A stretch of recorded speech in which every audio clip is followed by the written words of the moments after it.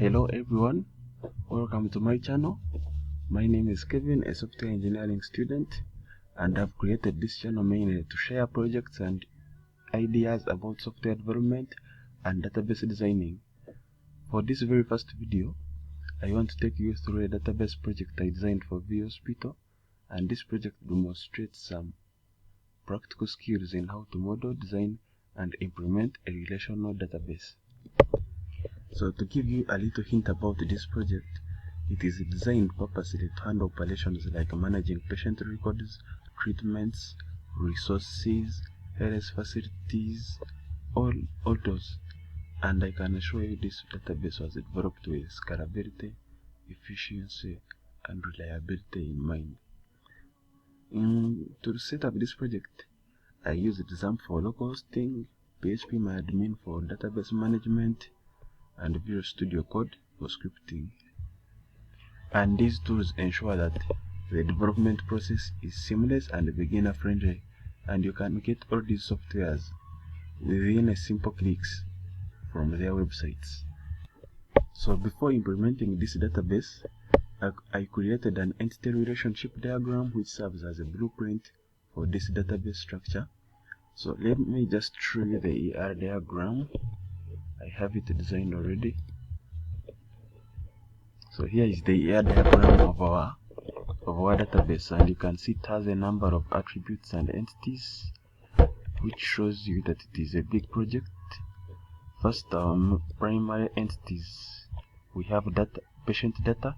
This is our main entity, because for the hospital to operate, of course, it has to be having patients to work on.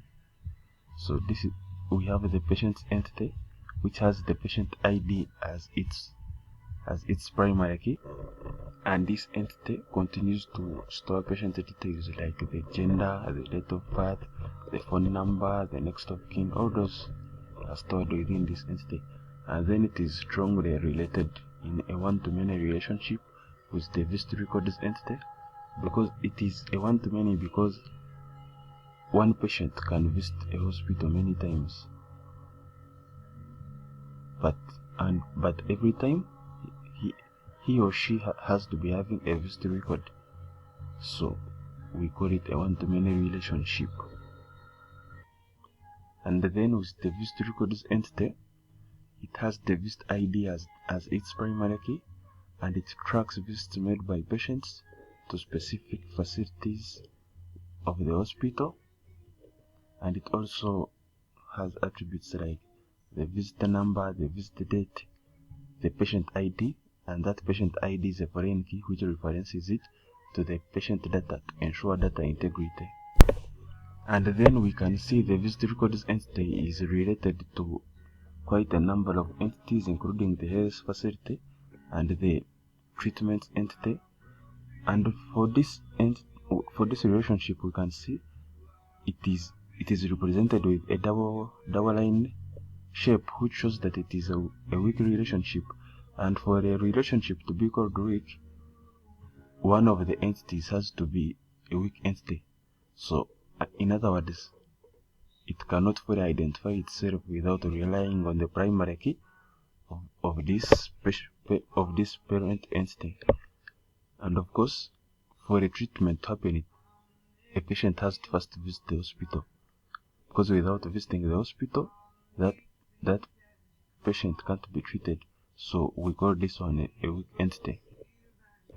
So for this treatments entity, for it logs treatments provided to patients, including the dosages, the side effects, the dates, and the description of the treatments within the database. It is also connected to a number of other entities, including the treatment outcome, the referrals, the malaria cases. All those are within our database. And then we can see we also have the health facility entity, which is also quite related to a number of entities, like 4 of them, 4 to 6. We can see that we have the resources entity here down here. Let me try to zoom it here. And for this resources entity, it manages hospital resources and links them to to the respective facilities. And then for the supply chain entity, it is also related to the resources entity and the health facility. And for them to be related, all of them must be having, one of them must be having a foreign key of the primary key of the other facility. And all I can tell you is that all these relationships are very important because they ensure data integrity and they reduce redundancy. So we can see our schema is real big. We won't explain it all, but for now we can also discuss on the database schema. So the database schema, it also defines how the database is structured.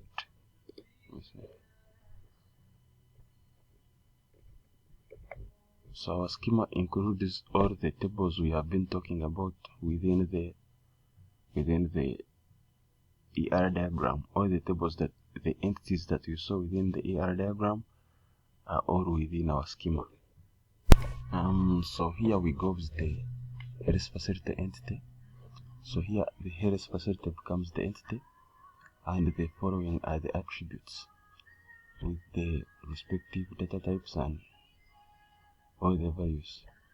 So for the facility ID as a primary key, it has not to be null. As always, it can't be null as a primary key.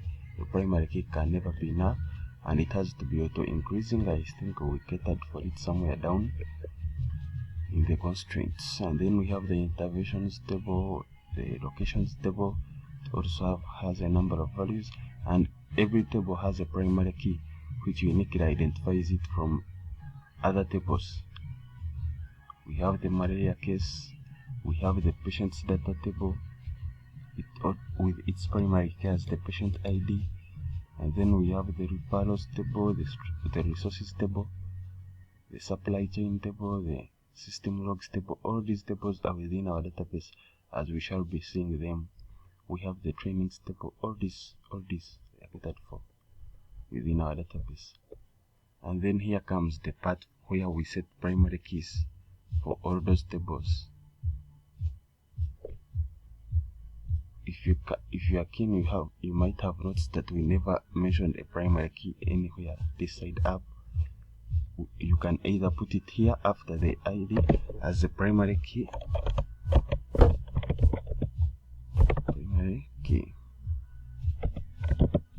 You can either state it like this, or you come down and add them. You alter the table and add them at the end. Each table must get a primary key. So you can see that all my tables, 16 of them, 16 or 15, they all have primary keys stated for them. And then after, we add constraints within our tables. Of course, constraints are necessary within the data, and they are necessary because they enforce the conditions applied to the database data, ensuring the integrity and the consistency to adhere to the database rules. So we can see we have a number of foreign keys within our tables. Here, take an example of the visit records table. It has a foreign key of the patient's ID and the facility ID, because those are the tables that it will be referencing to. It will connect the patients to the facilities. It will connect patients to their respective facilities for their corresponding treatments. So to maintain the efficiency of this database, it is normalized to the third normal form, which ensures that each column contains atomic values and there are no partial dependencies. All the transitive dependencies are removed. So I think we can now see how everything here works, and we shall start with XAMPP and then navigate to phpMyAdmin. So when you come here, this is where you create your database from, because you can see that in our database code we never included anything like create a database. We just started from creating the table. So when you come here in XAMPP, you will you just create a new database and give it whatever name you wish. For our case, let us call it Victoria Hospital. Victoria Hospital. So after we create, after creating, since we already have our SQL coded down, we won't be creating tables from here, but rather we shall just come here and then import our code. We come here, we choose the file, and then we import. I think it is in the Hospital. Then after opening, you just scroll down here and then import. Wait for a second, and then you can see that all our queries have been successfully imported. So when we come back here to Victoria Hospital, these are the tables we have been talking about, 15 of them. So this is our database schema. So this is our structure of our database, the schema, which is the structure of our database. So if you click on any of the tables, you can see that our tables are blank, but with all the attributes that we had within our code and within our ERD diagram. So in other words, the instance, what we can call the instance. So the instance is the data within a database at any given time. So here we can say that our instance is blank because we have no data within our database, but we can insert some data for first. So if we start with the ID, let us take 1, and then for the facility name, maybe let us use like the radiology laboratory. And then we come for the location ID. It is also an integer, so you use any number. Let us use like 5 or 4. And then for the facility type, any type, any what, just let us use it like medical. And then for the capacity, it is also an integer. How many patients can it hold at a given time? Let us say like 40. And then for the contact details, you either put an email or a contact number. Just use the contact number. And then for the facility head, that is a person, so we use a name. Let me use mine. So after putting in all that you want to put, you just come here on go. So you can see that one row of data has been inserted. It automatically generates the SQL code for the data that you just inserted. So in case you are creating another database, you just copy here. You copy here your code and paste it in the database document. So when we come back here on facility, we can see that one row of data has been inserted with all that we stated that we tried to insert the other side. So that's it. And I think here with XAMPP makes everything easier, because with XAMPP you can do everything that you wish with the database with no coding skills. For example, when you come here to, let us first come back on browse hospital. So when we come here on our table, you can do anything you wish. You feel like when you come like here on structure, on here on SQL, you can select the data within the database, you can insert, you can update, you can delete, all with no coding skills, just like that. That's how simple XAMPP makes it. So that wraps up our today's video. We have covered the ER diagram, we have covered the schema, the database instance, the normalization, and some essential SQL queries. So thank you so much for watching my very first video, and don't forget to like, subscribe, and hit the notification bell for more content on software development and tech.